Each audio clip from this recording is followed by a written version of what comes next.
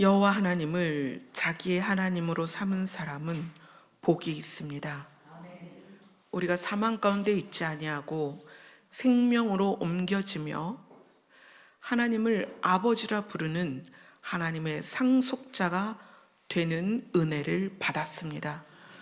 이제 우리가 하나님을 아버지라 부르며 이 자리에 모였사오니 자녀들에게 주셔야 하는 아버지의 은혜를 오늘 이 시간에 부어 주시옵소서.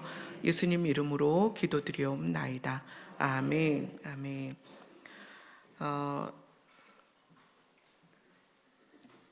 한 2달 넘게 못 뵈니까 되게 그 자리가 비어 있었는데 황태수 안수 집사님하고 최명자 원사님하고 드디어 호주 갔다 오셨습니다. 우리 박수로.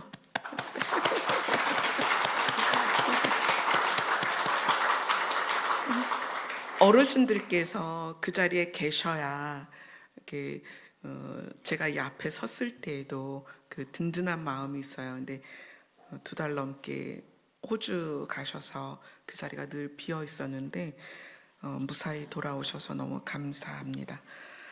그리고 이번 이제 돌아오는 목요일 날 수능이 있습니다. 수능을 치르는 수능생이 하나가 있어요. 류희찬이라고. 잠깐 일어나 보세요. 이게 박수 받을 일은 아니죠? 자, 격려의 박수를 보내주겠습니다.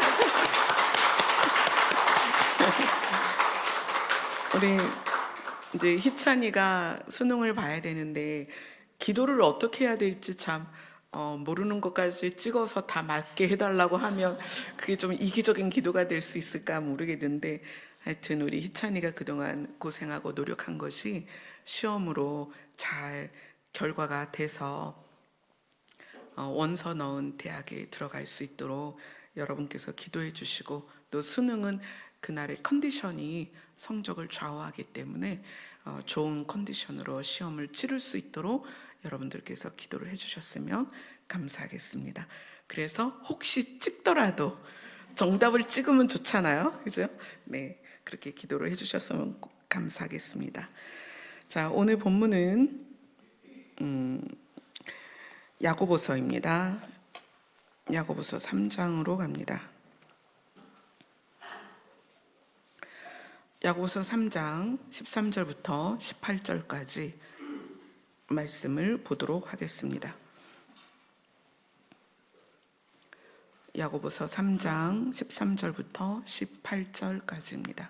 같이 읽습니다. 시작.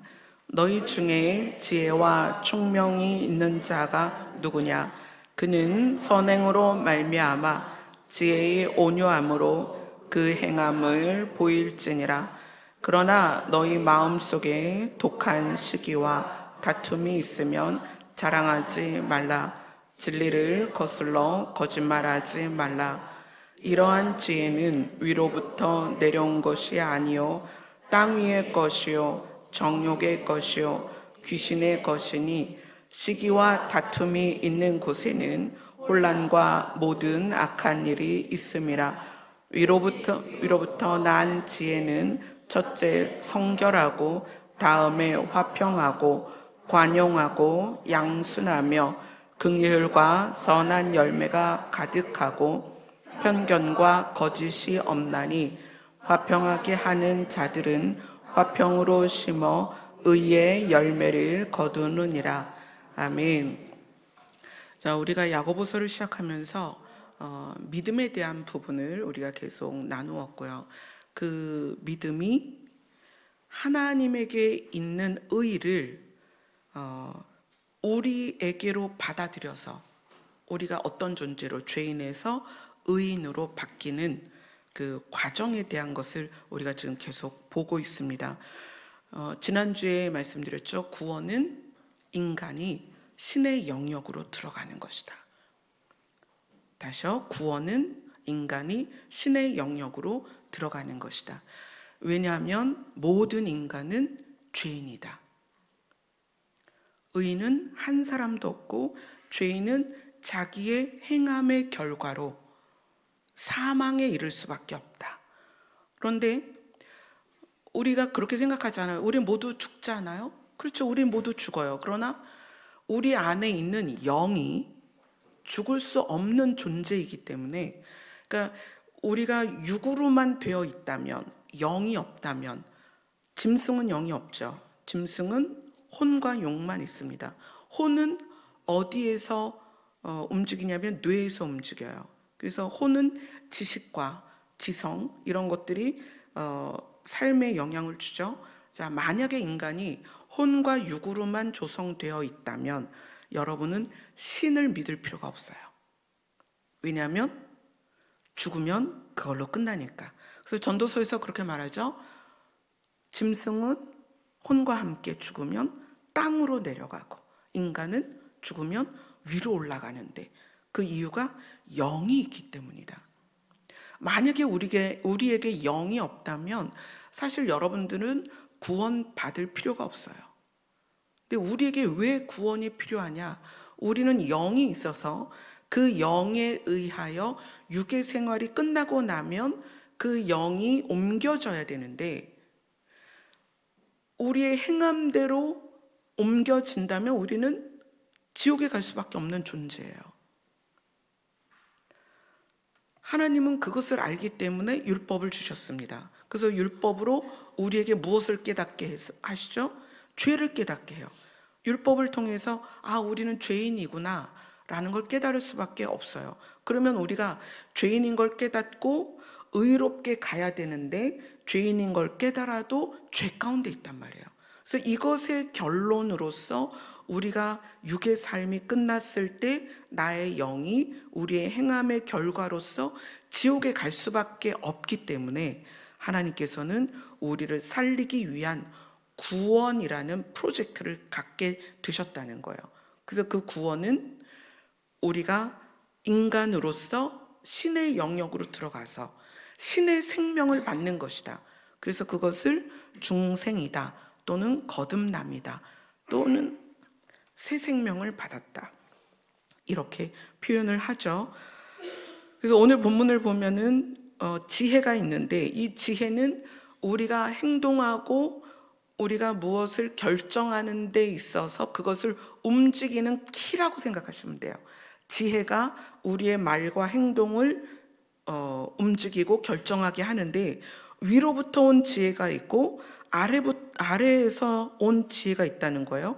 위로부터 온 지혜는 하나님께로부터 온 지혜인데 그것에 의하여 삶의 의의 열매를 거둔다 이렇게 얘기해요.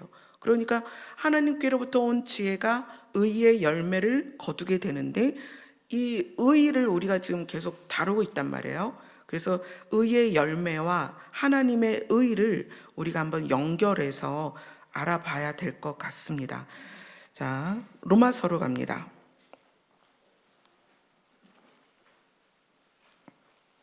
로마서 3장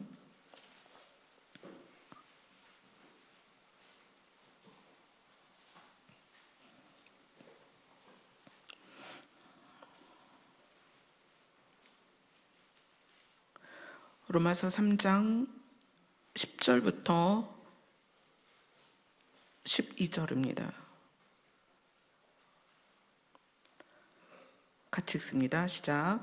기록된 바 의인은 없나니 하나도 없으며 깨닫는 자도 없고 하나님을 찾는 자도 없고 다 치우쳐 함께 무익하게 되고 선을 행하는 자는 없나니 하나도 없도다. 의인은 하나도 없습니다. 왜냐하면 우리 자신이 굉장히 이기적이기 때문에 그래요. 그리고 사람은 날 때부터 나를 위해서 모든 것을 표현해요. 아기들도 그렇고 어른도 그렇고 정말 육을 벗을 때까지도 사람은 철저하게 자기중심적이고 이기적입니다. 그러한 우리에 대하여 하나님께서 의인이 없기 때문에 하나님의 방식의 의인을 만들어가는 것이 구원이라는 과정입니다. 로마서 3장 19절부터 읽겠습니다. 19절 20절 같이 읽습니다. 시작. 우리가 알거니와 무릇 율법이 말하는 바는 율법 아래에 있는 자들에게 말하는 것이니 이는 모든 입을 막고 온 세상으로 하나님의 심판 아래에 있게 하려 함이라. 그러므로 율법의 행위로 그의 앞에 의롭다 하심을 얻을 육체가 없나니 율법으로는 죄를 깨달음이라. 하나님은 율법을 우리를 살리려고 주셨지만 우리가 율법을 통해서 죄인인 걸 깨닫고 죄를 깨닫고 그 다음에 율법으로서 우리를 온전하게 할 수 없는 존재인 것이 다시 밝혀졌다는 거예요. 자, 21절, 22절을 같이 읽겠습니다. 시작. 이제는 율법 외에 하나님의 한 의가 나타났으니 율법과 선지자들에게 증거를 받은 것이라. 곧 예수 그리스도를 믿음으로 말미암아 모든 믿는 자에게 미치는 하나님의 의인이 차별이 없느니라. 그래서 율법 밖에서 하나님의 한 의를 만들어낸 거예요. 근데 이것이 율법과 선지자들이 증거한 의라는 거예요. 자, 그것이 뭐냐? 곧 예수 그리스도를 믿음으로 말미암아 모든 믿는 자에게 미치는 하나님의 의다. 그래서 이 구원이라는 것은 하나님의 의로우심을 받아들이는 거다. 자, 다시요. 하나님의 의가 나타났어요. 하나님의 의가 나타났는데 율법 밖에서 나타난 거예요. 그래서 그거를 믿으면 그 하나님의 의가 미치는 거예요. 미친다는 건 가까이 온다는 거예요. 나에게 가까이 와요. 그러면 그것을 받아들이면, 그것을 믿음이라고 말하는 거죠. 그 하나님의 의를 받아들이면 내가 행실로 의로운 의인이 아니라 하나님의 의를 받아들인 의인이 된다는 거예요. 아시겠죠? 율법의 행위로는 의인이 될 수 없는데 하나님의 의가 우리에게 가까이 와서 우리가 그 의를 받아들이면 하나님의 의로 말미암은 의인이 된 것이다. 아멘. 그래서 우리는 죄인에서 의인으로 바뀌는 것입니다. 자, 23절, 24절 같이 읽습니다. 시작. 모든 사람이 죄를 범하매 하나님의 영광에 이르지 못하더니 그리스도 예수 안에 있는 속량으로 말미암아 하나님의 은혜로 값없이 의롭다 하심을 얻은 자 되었느니라.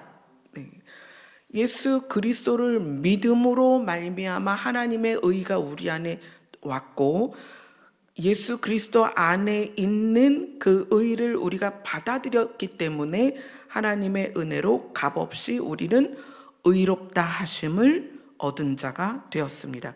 그래서 여러분들 여러분의 행위에 근거를 두지 말고 여러분의 신분이 의인이라는 것을 믿으셔야 됩니다. 아멘. 행위를 근거로 하면 우리는 내가 의인이라고 말하기가 부끄러워요. 근데 그것이 아니라 우리는 믿음으로 말미암아 하나님의 의가 우리 안에 들어와서 하나님의 의를 받아들였기 때문에 우리가 의인이 되었습니다. 자, 25절부터 26절까지 같이 읽습니다. 시작. 이 예수를 하나님이 그의 피로써 믿음으로 말미암는 화목 제물로 세우셨으니 이는 하나님께서 길이 참으시는 중에 전에 지은 죄를 간과하심으로 자기의 의로우심을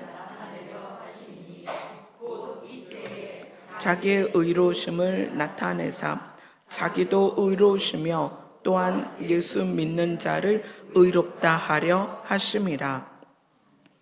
하나님의 의는 무엇에 근거를 두고 있냐면 살리는 하나님의 속성, 살리는 속성, 생명을 주는 속성에 근거를 한다는 거예요. 하나님이라는 신은 스스로 계시면서 그 스스로 계신 신이 무엇을 하냐면 흙으로 빚은 사람을 살려내고 흙으로 빚은 동물들을 살려내고 말로써 우주 만물을 창조하시는 분이세요. 그래서 하나님의 속성은 살리는 속성을 갖고 있고 그것이 하나님의 의로우심의 모습이에요.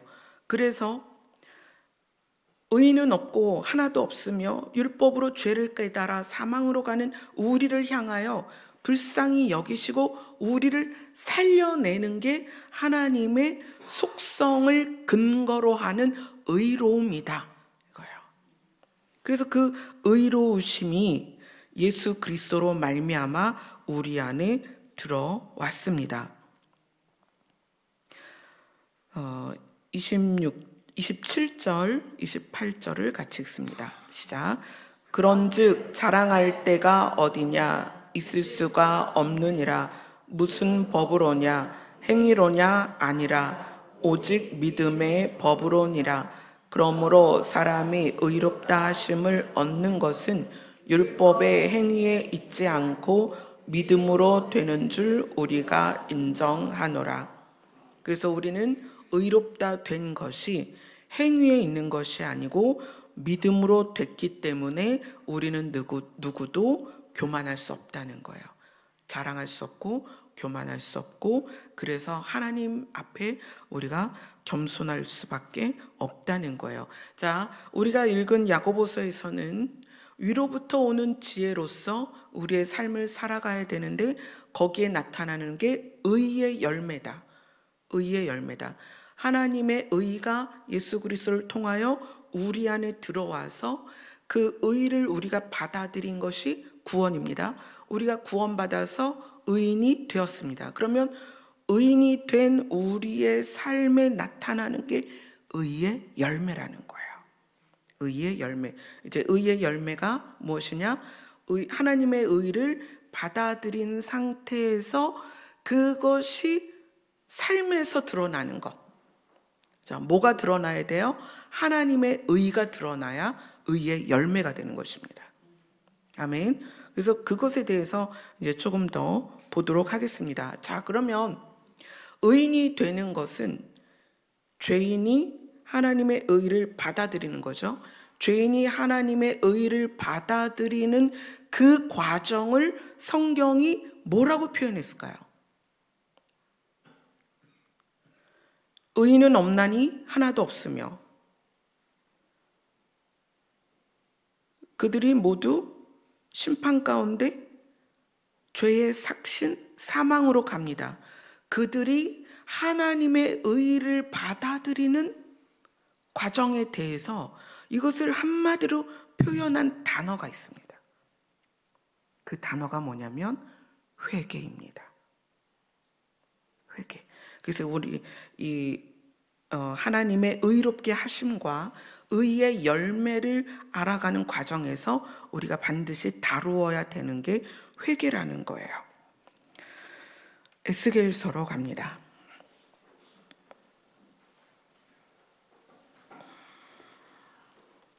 에스겔 18장입니다.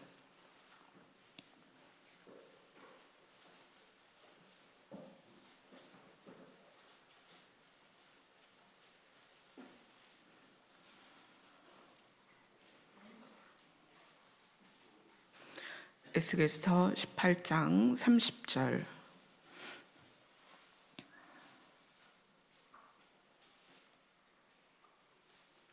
30절부터 32절까지입니다.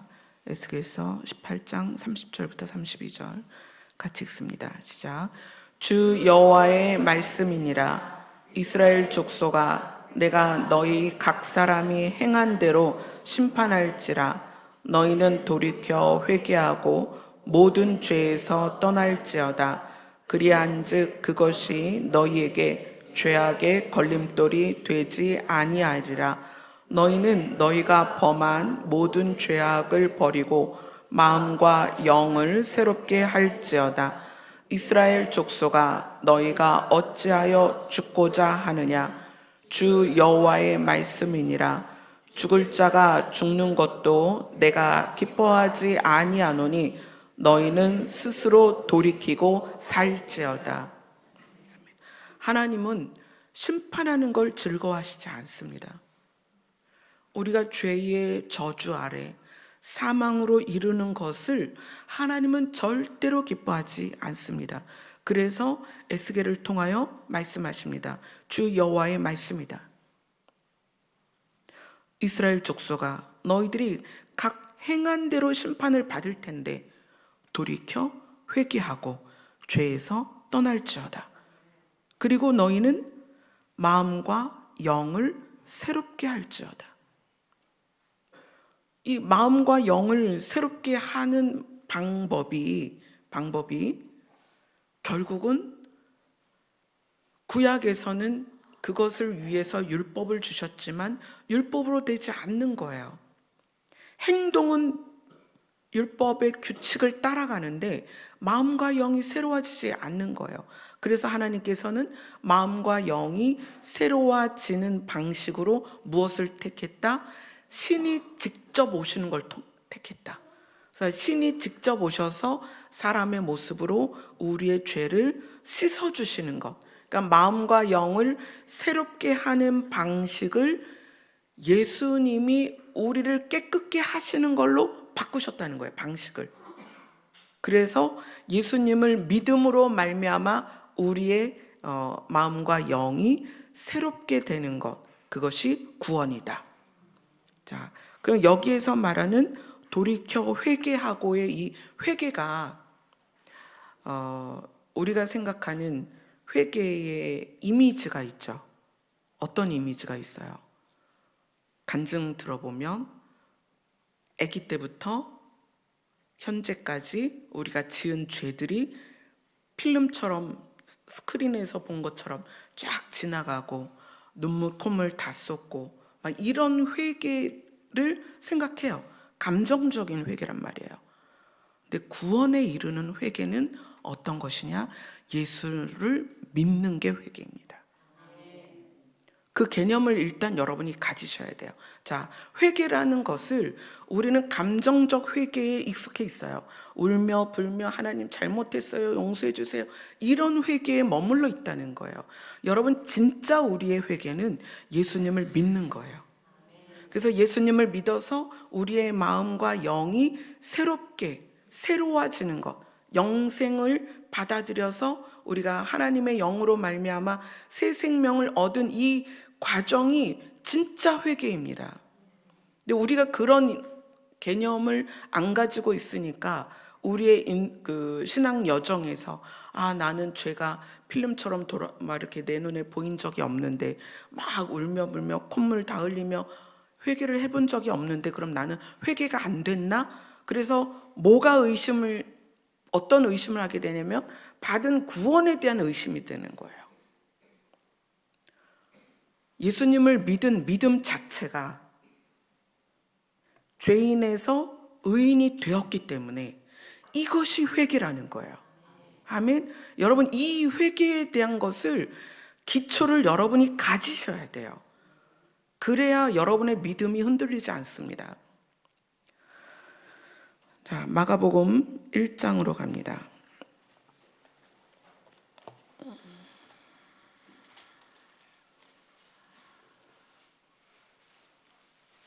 마가복음 1장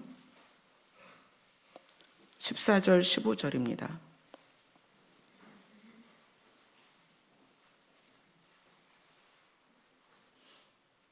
같이 읽습니다. 시작. 요한이 잡힌 후 예수께서 갈릴리에 오셔서 하나님의 복음을 전파하여 이르시되 때가 찼고 하나님의 나라가 가까이 왔으니 회개하고 복음을 믿으라 하시더라. 자, 예수님의 회개와 복음을 선포하는 것을 우리가 지금 듣고 있습니다. 때가 찼고 하나님의 나라가 가까이 왔으니 회개하고 복음을 믿어라. 하나님의 나라가 가까이 왔는데 우리는 도무지 하나님의 나라로 갈 수 없는 존재라는 거예요. 그러면 어떻게 해야 돼요? 우리의 행함으로 말미암아 사망에 이를 수밖에 없는 죄인인 것을 깨닫고 누구를 믿어야 돼요? 예수님을 믿어서 예수님 안에 있는 하나님의 의가 우리 안에 들어와서 우리가 의인이 돼야만 하나님의 나라에 가는 거예요. 자, 예수님이 이 땅에 오셔서 그걸 말씀하시는 거예요. 이제 때가 됐다. 하나님의 나라가 지금 가까이 왔다. 너희들의 행실로는 죄인이어서 누구도 하나님의 나라에 들어갈 수 없으니 너희가 죄인인 것을 깨닫고 너희가 죄인인 것을 고백하고 예수님을 믿으라는 거예요. 그러면 그 예수님 안에 있는 의가 우리 안에 들어와서 우리가 하나님의 나라로 갈 수 있는 의인으로서의 신분으로 바뀐다는 것이에요. 이것이 복음 안에 들어있죠. 우리가 금요일 날 그 시편에서 봤던 두루마리 책에 대해서 다윗이 그렇게 고백했죠. 하나님의 법이고 하나님의 도인데 그것이 구원이다. 사람들을 향한 구원이다. 성경은 구원에 대하여 이야기하는 거예요. 근데 구원이 뭐냐? 우리로서는 도무지 의롭게 될 수 없어서 우리로서는 행실의 결과인 사망으로 갈 수밖에 없는데 그 사망이 육체의 사망인가요? 육체의 사망은 누구나 경험합니다. 육체의 사망 이후에 영이, 죽을 수 없는 우리의 영이 지옥으로 간단 말이에요. 그것을 하나님이 기뻐하시지 않기 때문에 율법 밖에 있는 의를 만들어내서 그 의를 우리에게 보내셨는데 그 의가 누구다? 예수 그리스도다. 예수 그리스도 안에 하나님의 의를 넣어서 예수님을 받아들이면 우리가 의인이 되는 거예요. 그래서 우리가 의인이 되면 어떻게 된다? 가까이 오는 지금 때가 차서 하나님 나라가 가까이 오고 있는데 그 하나님의 나라에 들어갈 수 있는 자격이 되는 거예요. 그러니까 이 회개라는 것이 하나님 잘못했어요, 용서해 주세요, 그 차원이 아니라는 거예요. 진짜 회개는 무엇이냐? 죄인이 의인 되는 것이다. 근데 죄인이 의인 되는 과정이 뭐예요? 예수님을 믿는 거예요. 예수님을 믿는 것이 죄인이 의인 되는 것이고 죄인이 의인 되는 것이 진짜 회개다. 아멘. 우리가 너무 감정적인 회개에 매여서 내가 그런 회개를 해본 적이 없는데 어떡하지, 나 구원받지 못한 거 아닐까? 이런 의심을 한다는 거예요. 진짜 회개는 죄인이 의인 되는 것이다. 그 과정이 예수님을 믿음으로 구원받는 것이다. 아멘. 구원이 무엇이다? 인간이 하나님의 그 신의 영역으로 들어가는 것이다. 구원이 무엇이다? 하나님의 의를 받아들이는 것이다. 아멘. 하나님의 의를 받아들여서 의인이 되었기 때문에 때가 차서 하나님의 나라가 가까이 올 때 그 하나님의 나라에 들어갈 자격이 생기는 것이다. 아멘. 회개는 그런데 이것만 있는 게 아니에요. 자, 죄인의 회개는 예수 그리스도를 통하여 하나님의 의를 받아들여서 믿음으로 구원받는 게 죄인의 회개입니다. 그래서 여기에서 지금 예수님이 믿어지고 하나님을 아버지라 부른다면 여기에 계신 분들은 죄인의 회개를 한 거예요. 그죠? 눈물 콧물 안 흘렸어도 예수님이 믿어지면 죄인의 회개를 한 것입니다. 아멘. 이게 여러분 안에 믿어져야 돼요. 여러분은 의인이 되었습니다. 아멘. 근데 그 다음이 문제라는 거예요.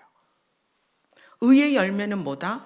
하나님의 의가 내 안에 들어와서 나의 신분이 바뀌었는데 하나님의 의가 내 삶에 나타나지 않으면 의의 열매가 없다는 거예요.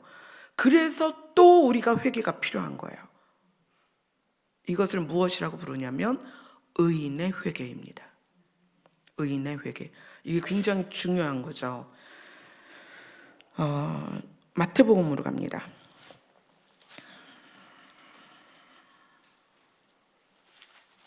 마태복음 6장입니다.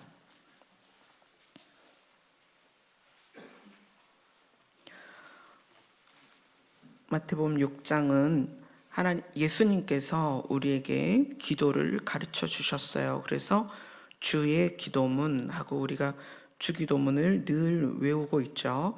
그 주기도문 중에 주의 기도문 중에 12절을 보겠습니다.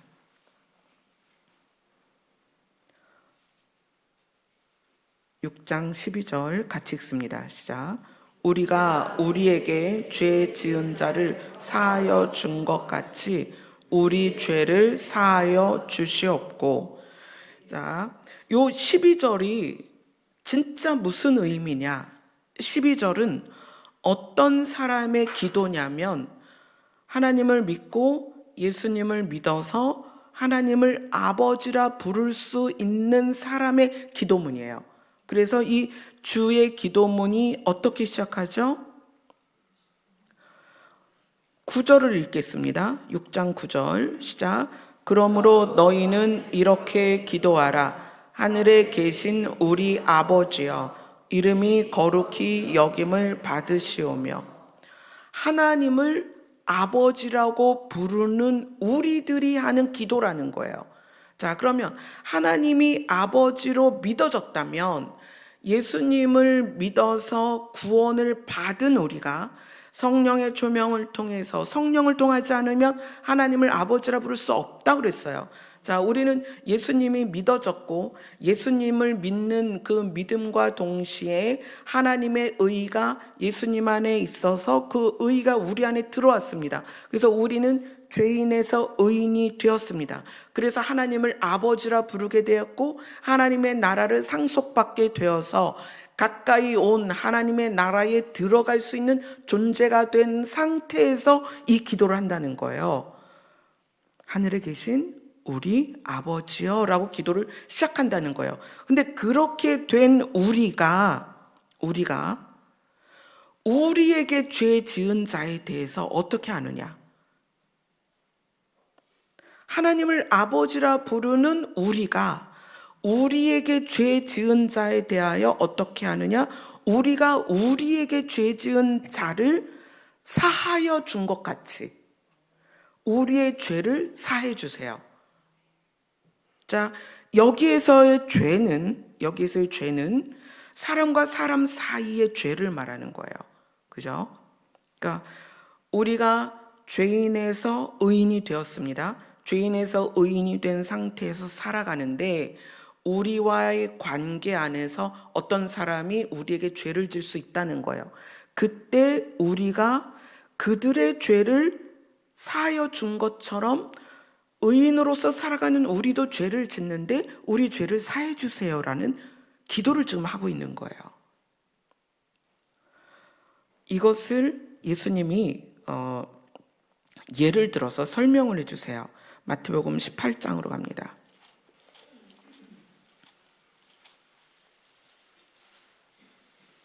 마태복음 18장 21절 22절 두 절을 먼저 보겠습니다. 시작. 그때 베드로가 나와 이르되 주여, 형제가 내게 죄를 범하면 몇 번이나 용서하여 주리이까? 7번까지 하오리이까? 예수께서 이르시되 내게 이르노니 7번뿐 아니라 7번을 70번까지라도 할지니라.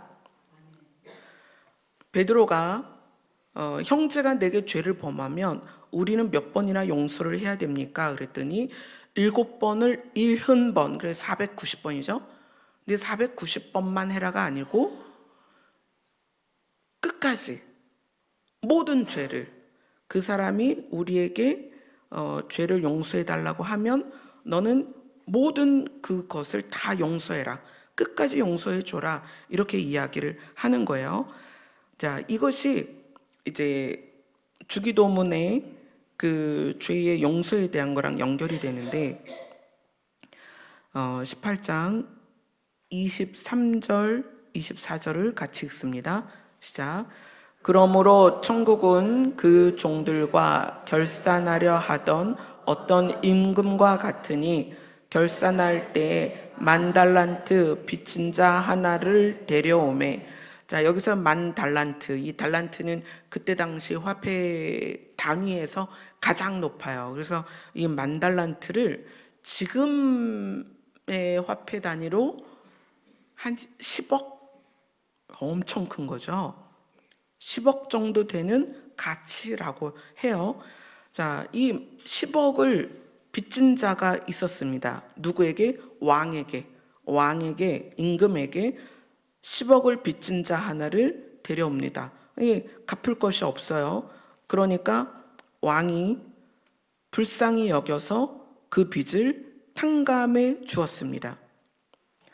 그 종의 주인이 불쌍히 여겨 놓아보내며 그 빚을 탕감하여 주었더니 그 탕감받은 사람이, 자, 28절을 같이만 읽습니다. 시작.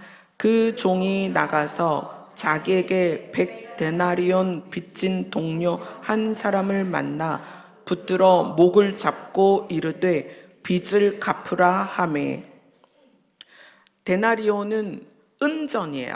그러니까 그 달란트는 그때 당시 화폐 단위로 가장 높은 단위라면 데나리온은 작은 단위죠. 은전. 그러니까 금은 귀하지만 은은 흔하잖아요. 그러니까 은전의 그 단위였기 때문에 100데나리온이면 작은 액수란 말이에요. 그러니까 10억을 탕감받은 사람이 100데나리온 빚진 동료를 만났을 때 어떻게 했다는 거예요? 멱살을 잡았다는 거예요. 너 안 갚어? 그리고 어떻게 했어요? 100데나리온을 갚을 때까지 옥에 가둬버렸어요. 그러니까 그 이야기를 이제 동료들이 수근수근 하다가, 야, 너무하지 않냐? 지는 10억을 탕감받아 놓고 100데나리온 빚진 지 친구를 감옥에 가뒀어. 이건 너무하다. 그래서 그 동료들이 그것을 몹시 딱하게 여겨서 어떻게 했냐면 주인에게 가서 그걸 알립니다. 아니, 제가요, 주인에게 10억을 탕감받았는데 그 은 몇 잎을 가지고 그 지 친구를 감옥에 가둬버렸어요. 그때 주인이 화가 나서 33절부터 35절 같이 읽겠습니다. 내가 너를 불쌍히 여김과 같이 너도 내 동료를 불쌍히 여김이 마땅하지 아니하냐 하고 주인이 노하여 그 빚을 다 갚도록 그를 옥졸들에게 넘기니라. 너희가 각각 마음으로부터 형제를 용서하지 않으면 나의 하늘 아버지께서도 너희에게 이와 같이 하시리라. 아멘. 자, 죄인의 회개는 죄인이 의인 되는 과정입니다. 그래서 내가 죄인이다. 나는 도저히 천국 갈 수 없는 존재라는 걸 우선 깨닫고, 그 다음에 하나님 저를 구원하여 주시옵소서, 저를 불쌍히 여겨 주시옵소서. 그렇게 해서 하나님이 예수 그리스도에게 주신 의로 이 사람을 구원하시는 과정, 그게 죄인의 회개이고 구원의 과정입니다. 근데 이 구원의 과정에는 눈물 콧물 흘리는 회개가 없는 경우가 많아요. 왜냐하면 믿음으로 죄인이 의인 되기 때문이에요. 아멘. 믿음으로 그게 된단 말이에요. 그러니까 저 같은 경우도 모태신앙이었습니다. 그러니까 죄인이 의인 되는 과정의 회개는 없었어요. 남편이 병원에 있는 동안에 병실에서 6인실이다 보니 뭐 옆에서 하는 말 다 들리죠. 6인실에서는. 근데 제 옆에, 그러니까 워낙 이제 장기간 병원에 있다 보니 이제 병실 사람들하고 되게 가까워지죠. 근데 옆에 있던 남자 환자가 그런 얘기를 해요. 저보고 아줌마는 되게 믿음이 좋으신 것 같다. 그러면서 이야기를 시작을 해요. 그러더니 저보고 아줌마는 구원받은 날짜를 아세요? 이렇게 물어보는 거예요. 그래서 제가 구원받은 날짜가 따로 있나요? 그랬더니 구원받은 날짜를 모르면 구원받은 게 아니라는 거예요. 그래서 이 사람 구원파구나 라고 생각을 했죠. 그래서 그분은 자신 있게 나는 몇 월 며칠 날 구원받았습니다. 몇 년 몇 월 며칠 날 구원받았습니다. 근데 아줌마는 몇 월 며칠 날 구원받은 줄 모르니 당신의 구원은 명확하지 않습니다. 그러니까 구원받았다고 할 수 없다는 거예요. 그래요. 그래서 제가 이제 성경으로 설명을 해줬습니다. 자, 세례 요한은 태중에 하나님이 그를 지명하셨습니다. 그리고 그를 간섭하셨습니다. 태중에. 구약에서도 그런 사람들이 있습니다. 삼손 같은 경우도 하나님이 그를 태중에 예정하셨습니다. 그 구약에서는 그런 사람을 나실인이라고 하죠. 그런 사람들은 하나님께서 태중에 구원하셔서 선택하시고 섭리 가운데 태어나기 때문에 죄인에서 의인되는 그 회개가 사실 없는 경우가 대부분이에요. 그리고 모태신앙으로 자라나는 사람들은 저절로 예수님이 믿어졌기 때문에 죄인에서 의인되는 회개가 없는 경우가 있어요. 그러니까 여기서의 회개란 막 눈물 콧물 흘리는 회개를 말하는 거예요. 그런 과정이 없을 수 있다는 거예요. 그런 구원받지 못한 것이냐? 그렇지 않다는 거예요. 여러분, 구원은 믿음으로 받는 것입니다. 근데 그렇게 받은 구원에서 하나님의 의가 내 안에 들어와서 의인이 되었는데, 의인이 되어서 죄를 탕감받은 우리가, 어떤 죄냐면 지옥 갈 수밖에 없는 죄를 탕감받은 우리가 삶 가운데에서 관계에서 생기는 문제에 대하여 어떻게 대처하느냐, 그것에 대하여 우리가 타인을 용서하지 않으면, 관계에서 선한 열매를 맺지 않으면 우리의 그 의인이지만 삶에서 짓는 죄들이 얼마나 많아요? 그 죄에 대한 대가를 치르게 하신다는 걸 여러분 아셔야 됩니다. 이것이 또 의인이 되었어도 죄에 대하여 경각심을 갖지 않으면 그 죄가 쭉 자라나요. 죄가 자라나서 어떻게 되냐면 우리가 받은 구원을, 하나님의 의를 잃어버리게 된다는 거예요.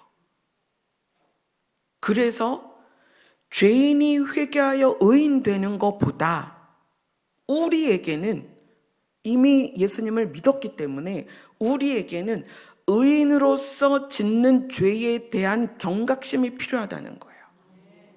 그러니까 우리의 회개는 뭐냐? 의인으로서 하는 회개는 뭐냐? 의인으로 살지 못하는 것에 대해서 회개해야 된다는 거예요. 아멘.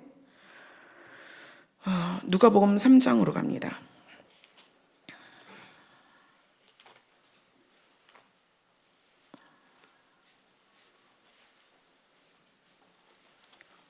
누가복음 3장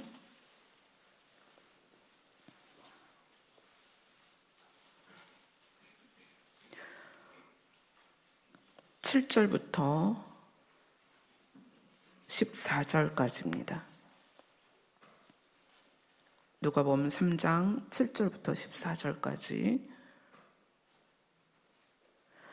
우선 9절까지 7절, 8절, 9절 이렇게 읽겠습니다. 시작. 요한이 세례받으러 나오는 무리에게 이르되, 독사의 자식들아, 누가 너희에게 일러 장차올 진노를 피하라 하더냐? 그러므로 회개에 합당한 열매를 맺고 속으로 아브라함이 우리 조상이라 말하지 말라.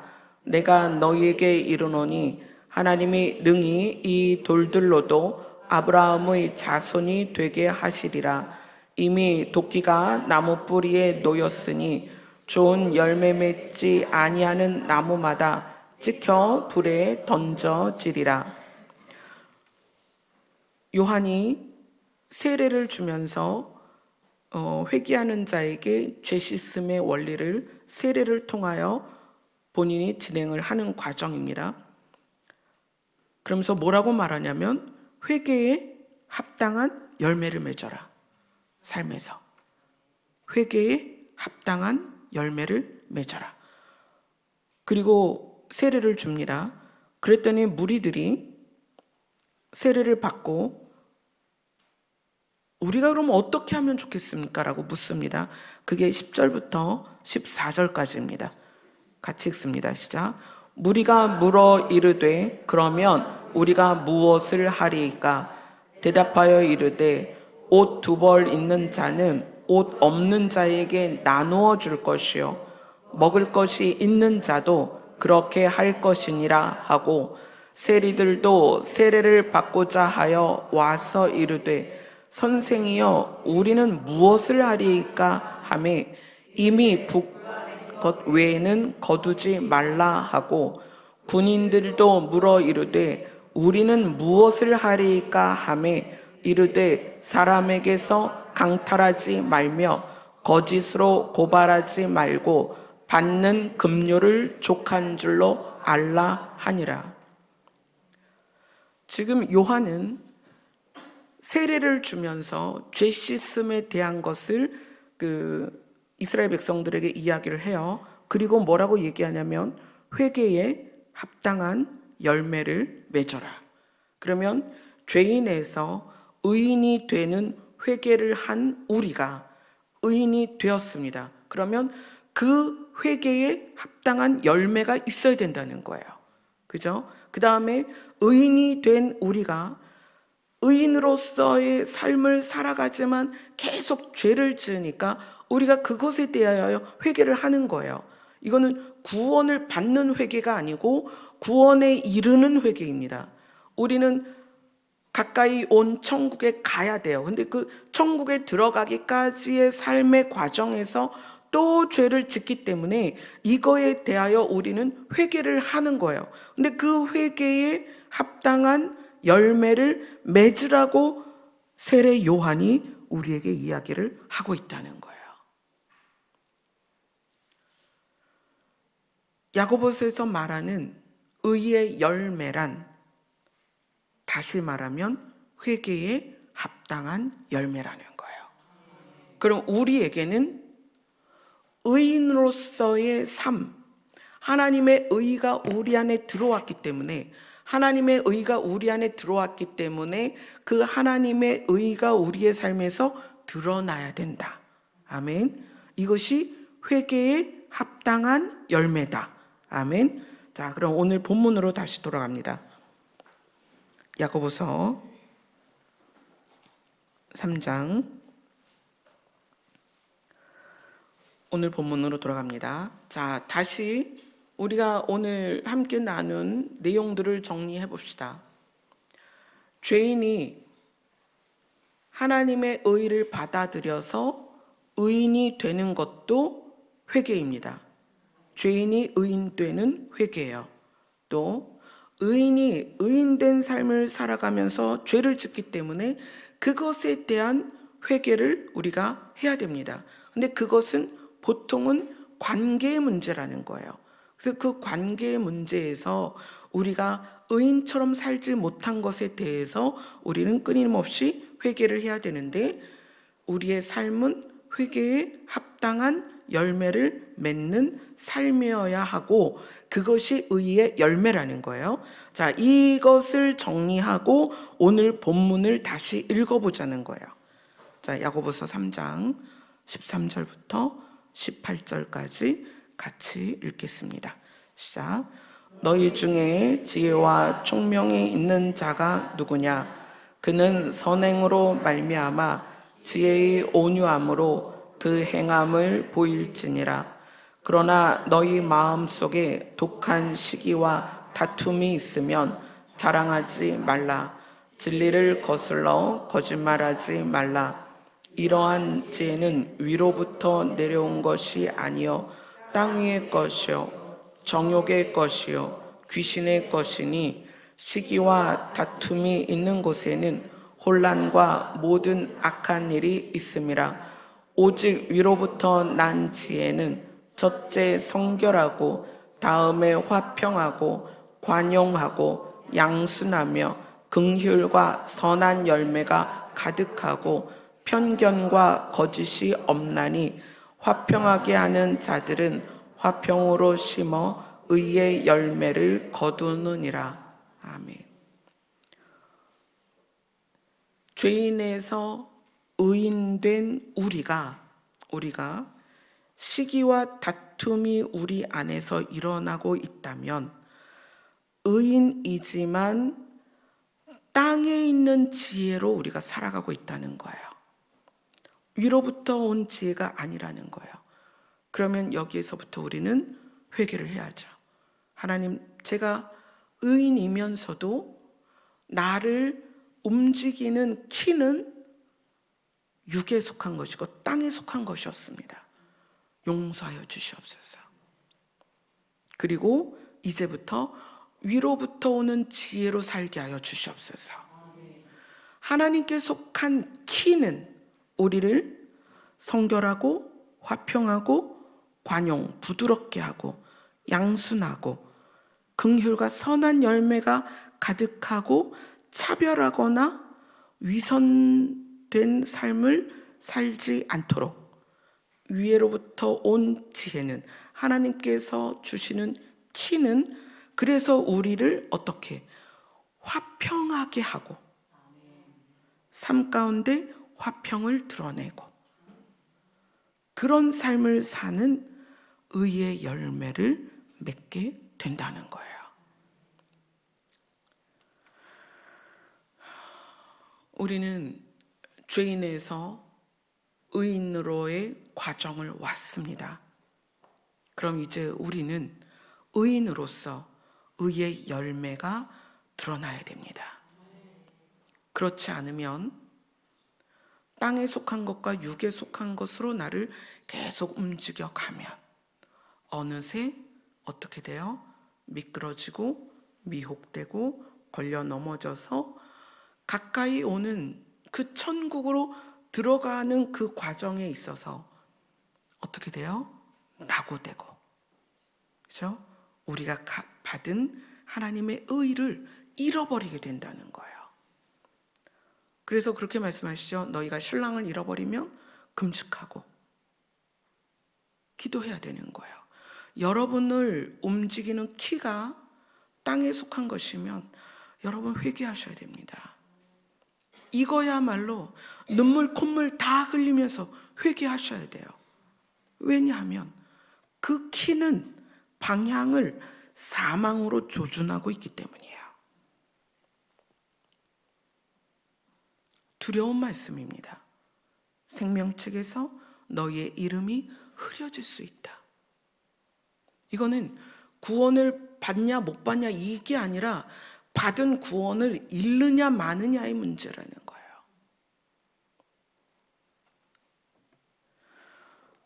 우리에게 시간이 얼마나 있는지 아무도 모릅니다. 제가 여러 날 이제 감기로 오늘 아침에 오늘 1시간 여러분 앞에 서기 위해서 있는 종류의 모든 약을 다 먹었어요. 쌍화탕, 조제약, 한 1시간쯤 있다가 콘택 600, 뭐 이제 다른 분이 지어서 보내주신 한약, 있는 약을 다 먹었어요. 그래야 여러분 앞에 실수하지 않고 설 수가 있으니까.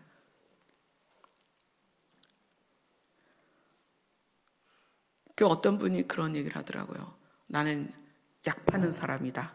그 무슨 약을 파냐? 신약과 구약을 판다. 제가 신약과 구약을 여러분에게 설명하기 위해서 약을 엄청 많이 먹고 올라왔습니다.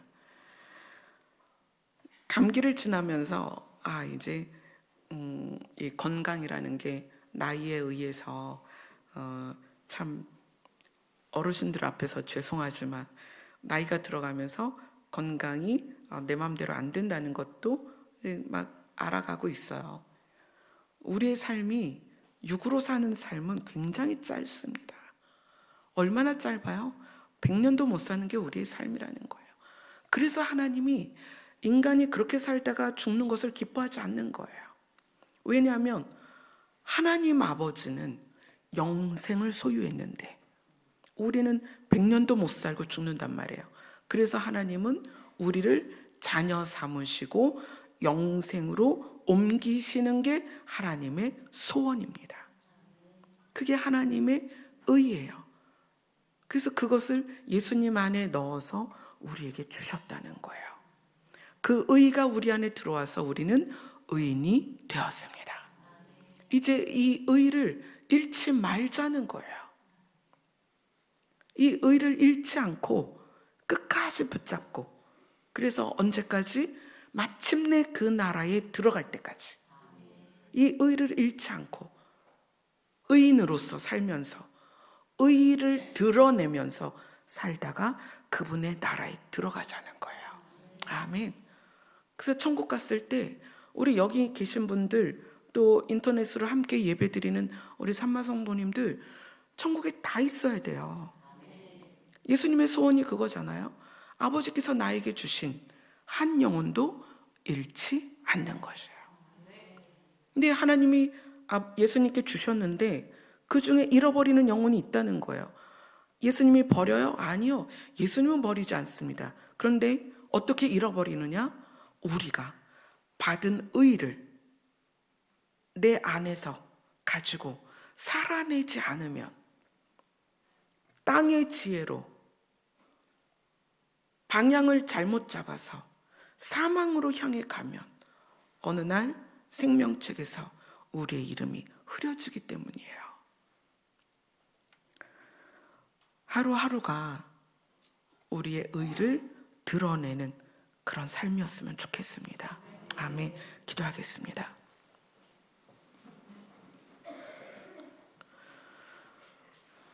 화평케 하는 자들의 화평 속에서 씨가 뿌려져서 의의 열매를 맺을 수 있게 됩니다. 우리의 삶 안에 화평이 드러나야 하는데, 그러기 위해서는 우리가 하나님께 받은 구원이 얼마나 크고 놀라운지, 또 우리 자신이 그 구원을 받을 수 있는 존재가 아니었던 것을 깨닫게 하여 주시옵소서. 그래서 죄인에서 의인된 우리가 관계 안에서 의인처럼 살게 하여 주시옵소서. 아버지께로부터 받은 의를 드러내는 삶을 살게 하여 주시옵소서. 예수님 이름으로 기도드리옵나이다. 아멘. 의의 열매를 맺게 하여 주시는 하나님의 어린 양 예수님을 찬양하겠습니다.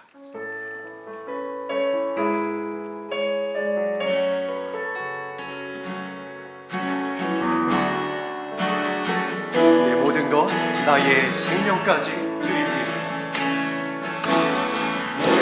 Yeah.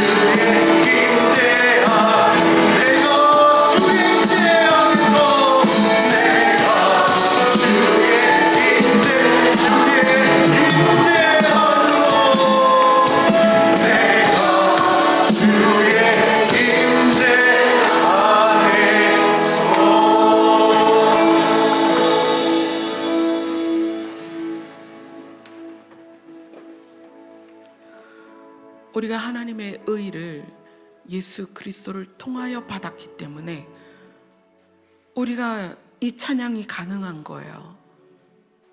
어린 양 한 분만 있으면 우리는 다른 것으로는 우리를 구원할 수 없기 때문에 어린 양 한 분만 있으면, 예수 그리스도 한 분만 있으면 우리는 다른 것에서 기쁨을 찾을 필요가 없다는 거예요. 우리는 그분을 통하여 영생을 얻었기 때문에, 예수 그리스도 그분에게서 하나님의 의를 얻었기 때문에 이 찬양의 가사처럼 우리가 고백할 수 있는 거예요. 어린 양을 찬양하리.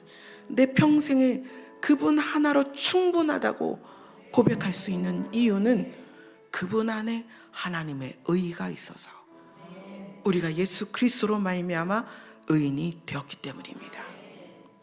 우리가 천국에 들어가는 그것이 어떤 영광인지 안다면 이 찬양의 가사가 더 우리에게 실감이 될 것입니다. 만약에 여러분들이 예수 그리스도로 말미암아 의인된 것이 어떤 의미인지 모르겠다면 기도하세요. 주님, 저를 가르치세요. 여러분이 하나님의 나라에 간다는 것이 어떤 의미인지 모르겠다면 기도하세요. 하나님, 저를 가르쳐 주세요. 그럼 하나님께서 밝히 가르치시고 드러내셔서 우리가 주의 나라에, 아버지의 나라에 가는 것이 얼마나 영광스러운 것인지를 알게 하실 것입니다. 우리 다 같이 한시까지 기도하도록 하겠습니다.